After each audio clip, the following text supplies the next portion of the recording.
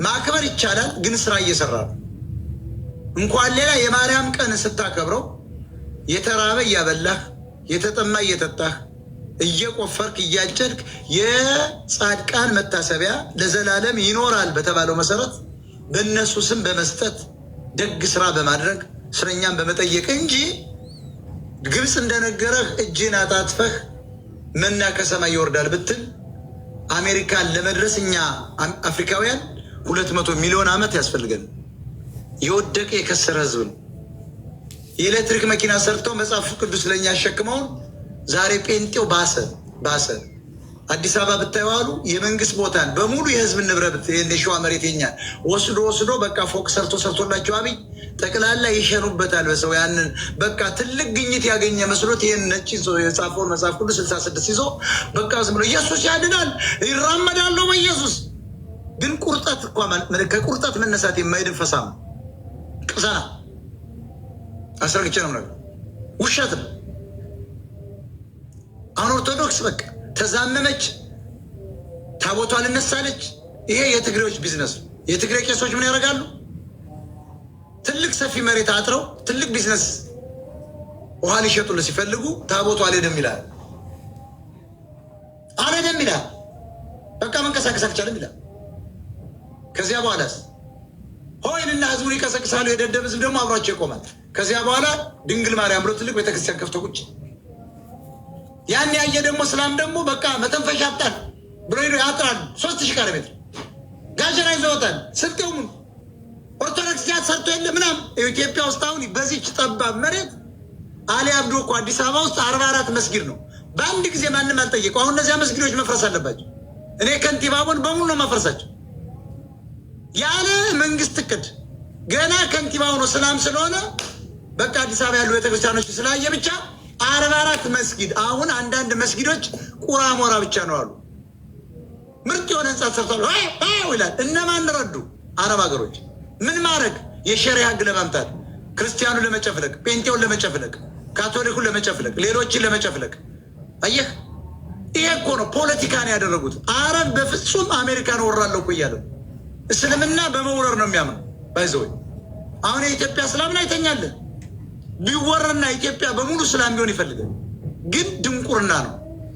ሃይማኖትን ሳይሆን እምነትን ተከታተል ለማለት ነው። ብሪጅስቶን ስለሰማሽ ቴንኪው ብያለሁ። ስለዚህ በዚሁ ሴራ ሁሉ አርቲስቶች ሁሉ አሉበት። ዋናው ዓላማ የብልጽግና መንግስት ወንጀለኛ በማድረግ በመቀስቀስ ወጣቱን በመማገድ የህወሓትን ወንጀል በመደበቅ ተቃውሞ በማስነሳት ህወሓትና ሻዕቢያ ወደ ነበሩበት ይመለሱ ዘንድ ነው። ስለዚህ ይሄ ሃይማኖት የሚባለው እኔ በጣም ያዘንኩት ጎንደርና ደብረ ማርቆስ ከተማ ላይ ህዝቡን በአደባባይ እያደነቆሩ በህገ ወጥ መንገድ የሚጨፍሩት ሆን ተብሎ እንደሆነ ህዝቡ እንዲያውቅ ነው። መንግስቱ የጴንጤ መንግስት ነው። እንኳን ሌላ የኢትዮጵያ ኦርቶዶክስ ተዋሕዶ ቤተክርስቲያን ምድዋየ ምጽዋት ማስቆም አልተቻለም። ትግሬው መጥቶ ይቀሰቅሳል። ካድሬው የሚበላው ነዋ። የሚሄደው ትግራይ ነው፣ የሚሄደው ኦሮሚያ ነው። አሁን ደግሞ አማራው ሰጭን ጎንደርና ጎጃም የሚሄዱበት ማርቆስና ጎንደር የሚዝናኑበት ምክንያት በሆን ተብሎ ነው። ህዝቡን በመናቅ ነው። 99% ኦርቶዶክስ እና ሙስሊም ስለሆነ የጴንጤ መንግስት ስለሆነ ምን ታመጣላቸው? ጎንደር ላይ ገና እግራቸውን ሳይሰዱ ነበር ማጥፋት ያለብን። አሁን የጎንደር ህዝብ ጀግና አባረው ምንም አይጠቅም። የፕሮቴስታንት እምነት በአማራ ክልል ውስጥ አይጠቅም፣ ጠቃሚ አይደለም። እንደ ደቡብ ወጣት እዚያ ሲዘል ሊውል ነው፣ ስራ ይሰራል። ቦዘኔ ነው 40 ሚሊዮን ብር ባንክ ላይ ገባ እያለ ሲያታል የሚውል ፓስተር ነኝ እያለ በዚህ ህዝባችን ላይ ደግሞ አንጎል ፋቶ እንዲያደርገው አልፈቅድም። ፋኖ እውነተኛ ፋኖች በጥይት በሏቸው። ሁለቱ ስታነደው ፓስተር ይጠፋል፣ ገደል ነው የሚገቡ። እዚያ የቸከረውን ድንኳን በቤንዚን አቃጥሉ እና አባቱ ነው እዚያ የሚቀሳቀሱ። መንገድ ላይ ደግሞ ይችላል መንጋጋውን አውልቀው ለማራ ወጣት በሄደበት ታዳፋው ይጠፋል። ህዝባችን እንዳይሰራ ሊያደርጉ ነው። ኦርቶዶክሱንም አልቻልነውም፣ እስላሙን እንኳን ደግሞ እነዚህ ተጨምረውብን ገና ምድር እንሞላለን የሚል እኮ ሳይሰራ ሊበላ እኮ ድንቁርና እናስፋፋለን ነው። አሁን እስላሞች ምድር እንሞላለን ምናምን ይላሉ። አንዳንድ አሁን ውሃብዮች እዚያው መጥተው እዚህ ሀገር እየታሰሩ ያ ማለት እኮ ድንቁርና እናስፋፋለን። ኦርቶዶክሶች ገና ምድር እንመራለን ምናምን ካሉ ጴንጤዎች ድንቁርናን በኢትዮጵያ ውስጥ እናስፋፋለን እያለ ነው። ኮሌጅ ይስሩ እስኪ፣ ትምህርት ቤት ይስሩ እስኪ፣ አዳሪ ትምህርት ቤት ይስሩ እስኪ፣ እስኪ ትራክተር ለገበሬ ይግዙለት፣ እስኪ ንጹህ ውሃ መጠጥ ለገበሬ ያምጡለት፣ ማዳበሪያ በዘመናዊ መንገድ ሳይሆን በባህላዊ ይስሩለት። ይሄን አይሰሩ። ለእኛ መጽሐፍ ቅዱስን አሸከሙን፣ እነሱ ደግሞ የኤሌክትሪክ መኪና ይሰራሉ። ለዚህ ነው በአብይ አህመድ ብልጽግና ውስጥ የኦርቶዶክስ ተዋህዶ አንድም ተወካይ የላትም። ፓትርያርኩም ጌታቸው አሰፋና መለስ ዜናዊ ሾመው ነው። ትግሬ ነው፣ ዘራፊ ነው፣ ዘረኛ ነው። የመሀል አገር ሀብትን ወደ ትግራይ የሚያሸሽ ነው። ለቤተሰቦቹ ፎቅና ቪላ አፓርትመንት የገዛ ነው። ኒውዮርክ ቤት አለው፣ ዲሲ አለ። የትግራይ ሲኖዶስ ያቋቋመ ከመሀል ሀገር በጀት የሚመድብ ወራዳ ነው። የአብይ አህመድ ፓርላማ ብልጽግና 95% ፕሮቴስታንት፣ 5% እስላም፣ ኦርቶዶክስ የተባለ ተወካይ የለውም። የሚመራን ትግሬ ስለሆነ ህዋስ ስለሆነ፣ ይሄ ማለት አማራንና ኦርቶዶክስን እያጠፏቸው መሆኑን መገንዘብ ያስፈልጋል። ብርጅስቶን አንድ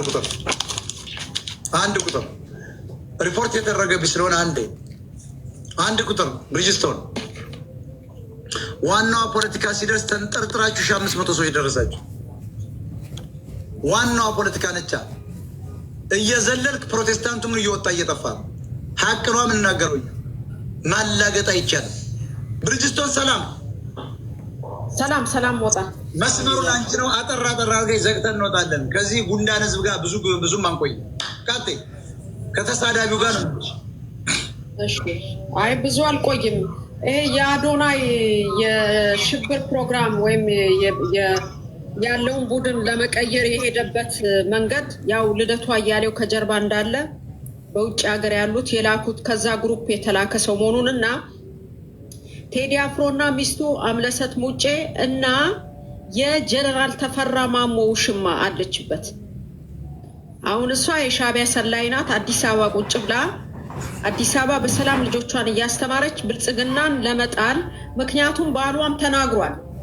ቲፒኤልኤፍ እና ሻዕቢያን የነካ ሰው ከኛ ጋር ነው ጭቅጭቁ ወይም ከኛ ጋር ነው ጉዳዩ ብሎ በራሱ ጊዜ ለነሱ አብሮ እንደሚሰራ ነግሯል። እሷ ግን አዲስ አበባ ናት። ሰው የቴዲ አፍሮ ሚስት ኤርትራዊ ሻዕቢያ የሻዕቢያ ሰላይ ነች። እንደውም የቴዲ አፍሮ ሚስት እህት የኤርትራ የስለላ ድርጅቱ የሚመራው ሚስት ናት።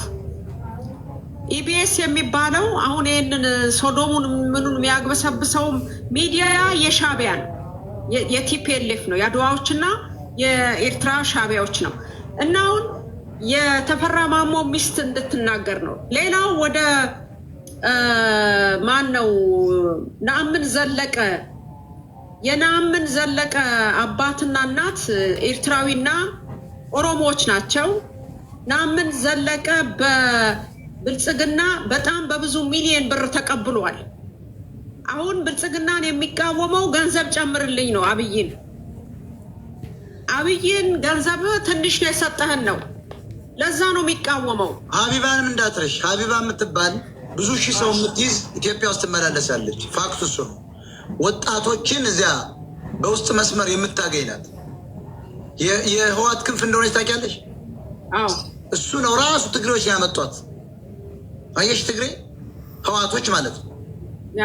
ሻዕቢያዎች ያመጧት። ባሏ ውሸት ነው። ጎንደር ውስጥ ያደገ ትግሬ ነው። እሷን አሁን መልኳን ምኗን አይደለም መለኩሴ ያራት ጉልቻ ነው የምትመስለው።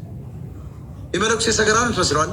ግን መልኳን አይተሻል? ሰው አለ እያት ኢትዮጵያ ሄዳ ቁመቷ ይችን ክንድ ነው የምታክለው። መልኳም እነዚህ ግብ የምትባል ፊልተር ነው። ያችን አሁን ያረጅም ልጅ ፈልጓት አይደለም፣ ገንዘቧን ነው። ገብቶሻል? ስራ ሰርታ አታውቅም። ስራ ሰርታ አያውቅም።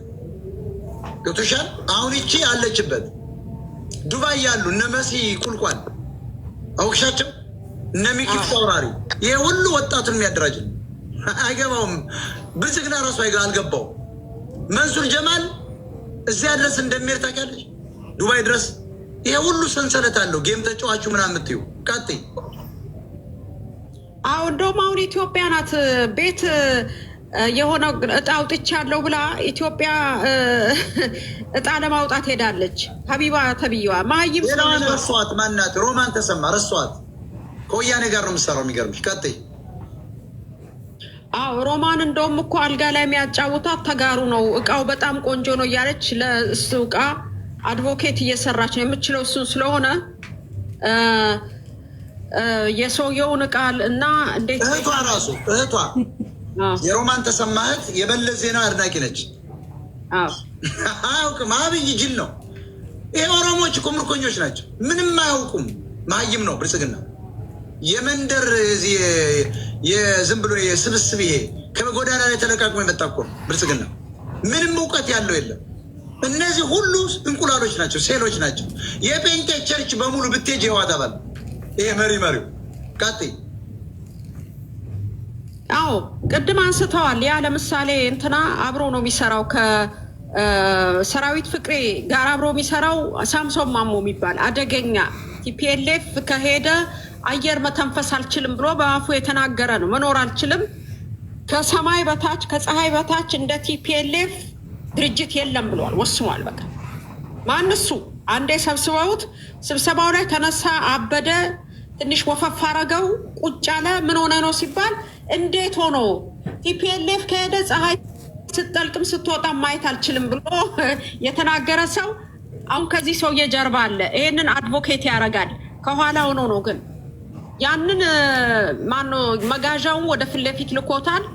መጋዣ ምልህ ያ ከርሳሙ የሆዱ አምላኩ ሰራዊት ፍቅሬ የሚባለው ሰውዬ ሰራዊት ፍቅሬ ከቲፒኤልኤፍ ጋር የሚሰራ ኢትዮጵያን ሲወጉ ከሶማሊያ ጋር ሆነው ያረጉትን የሽርጥ ማስታወሻ አንገቱ ላይ አድርጎ ሄዶ ደደቢት ማዕከላዊ ኮሚቴ ሲሰበሰብ የነበረ ሰው ነው። ቢሊዮነር ነው፣ ብር አለው። አሁን የሚናገረው የብልጽግና መንግስት መንገድ ሰርቷል። መንገዱ ድሮ ታክሲ ጠቦኝ ለታክሲ መንገድ ረጅም ነበር የሚወስድብኝ አሁን አጥሯል የሚለው ውሸቱን ነው፣ ማዘናጊያ ነው። እሱ እንደነ ዘመነ ካሴ ዋን ዌይ ቲኬት የቆረጠ ሰው ነው። ከቲፒኤልኤፍ መስመር መውጣት አይችልም። ቲፒኤልኤፍ ማለት ማፊያ ድርጅት ነው። አታመልጠው በምንም አይነት። አንዴ ከገባህ ገባ ነው፣ መውጣት አችልም። ይሄ ነው ሰው ያልገባው። ስለዚህ ነአምን ዘለቀ አሁን አብይን ማንሳት የፈለገው ገንዘብ ስላልሰጠው ነው። ብርሃኑ ነጋ የእሱ አለቃ ሚኒስቴር ሆኖ ኢትዮጵያ ውስጥ አለ። እዛ ኢትዮጵያ ውስጥ ሆኖ ሚኒስቴር ሆኖ የሀገሪቷን ሚስጥር ለሻዕቢያ የሚያቀብል ሰው ነው። የምትፈሳውን ፈስ ሁሉ ይነግረዋል። ምክንያቱም ብርሃኑ ነጋ ቦንገር አሸባሪ ሻዕቢያ ነው። የሻዕቢያ ዜግነት ያለው ሰው ነው። አማራን ለመበቀል መጥቶ ትምህርት ሚኒስቴር ሆኖ እዚህም እኮ አሁን እቺ የሚያንቀሳቅሳት የለንደኗንም የተጋሩ የሚጎረጉርልኝ የምትለውን ሴትዮ እሷንም የሚያንቀሳቅሳት እሱ ነው። ነግሬያለሁ። ገልቧል ቀሚሷን እሱ ገልቧታል። ሻለቃ ዳዊት ወልደ ጊዮርጊስ ገልበዋታል።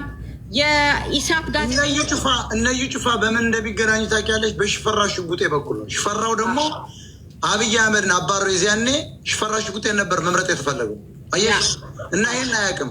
ሽፈራው ሽጉጤ ደግሞ 80 ሺህ ምስራቅ ጎጃም አማራ ጎጃሜን ሙልጭ አድርጎ ያባረረ ነው ከሀብት ንብረቱ ነቅሎ። አየሽ ሽፈራው ሽጉጤና እዩ ጩፋ፣ እስራኤል ዳንሳ የሚባል ሌሎችም አሉ። ለምሳሌ አሁን ዳዊት ሞላልኝ ወንድሙ፣ እነዚህ ሃይማኖተኞች አሉ።